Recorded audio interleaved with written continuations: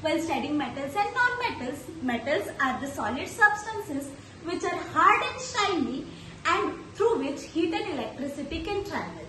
Whereas non-metals are the substances which lack all the metallic attributes. Now I'll give you a small example of metals and non-metals. This is metallic bottle. It is made up of stainless steel, which is a metal. And this is a plastic bottle which is made up of plastic and which is a non-metal. Now, while studying metals and non-metals, we are going to see physical and chemical properties of metals and non-metals. We are going to see reactions of metals and non-metals with oxygen, water, dilute acids, aqua regia and salt solutions. The first important topic we are going to study in detail is physical properties of metals and non-metals. Now, while studying physical properties, we'll see the properties of metals and non-metals simultaneously. The first point is metals are malleable, means metals can be converted into thin sheets, whereas non-metals cannot be converted into thin sheets, hence they are non-malleable. Metals are ductile, means metals can be converted into thin wires, whereas non-metals cannot be converted into thin wires, hence they are non-ductile. Metals are lustrous. Lustrous means metals have shine, whereas non-metals do not have shine. Metals are good conductors of electricity and heat, whereas non-metals are bad conductors of electricity and heat. Metals are hard, non-metals are soft. Metals have high melting point, they also have high boiling point, whereas non-metals have low melting point and low boiling point. Metals are solid at room temperature, whereas non-metals can be solid, liquid or gaseous at room temperature. Metals are sonorous. Sonorous means we hear a ringing sound once we hit a metal. But non-metals are non-sonorous, means we do not hear any ringing sound. Now, as I have explained all the physical properties of metals and non-metals, I am going to tell you a small trick to remember the properties of non-metals. You only have to learn the properties of metals. All the properties of non-metals are opposite to metals. This is a small trick. You do not have to learn properties of metals separately and properties of non-metals separately. You only have to learn properties of metals. So, if metals are malleable, non-metals are non-malleable. Metals are ductile, non-metals are non-ductile. So, as all other properties are totally opposite to metals. Only one property you have to remember is metals are solid at room temperature. Non-metals can be solid, liquid or gaseous at room temperature. Now we are studying chemistry. So these properties are all the common properties. There are few exceptions. Chemistry always have few exceptions. Now the first exception we are going to see is electrical conductivity.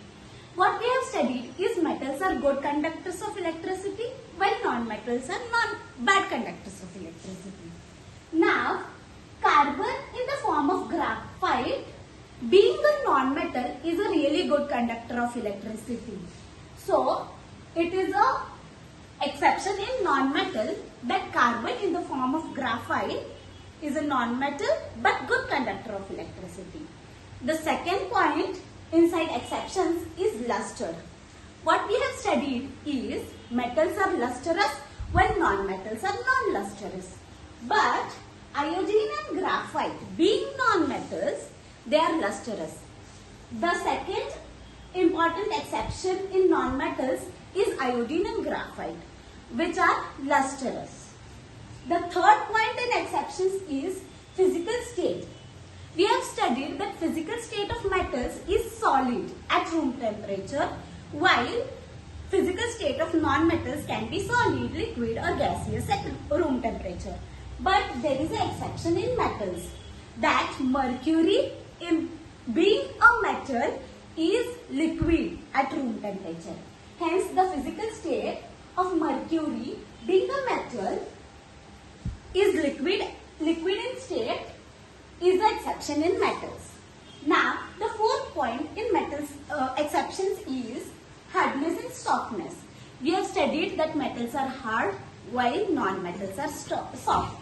But there are exceptions. There are two exceptions here in metals and non-metals both, that the alkali metals like lithium, sodium and potassium, which are metals but they are soft in texture, while carbon in the form of diamond is a hardest non-metal.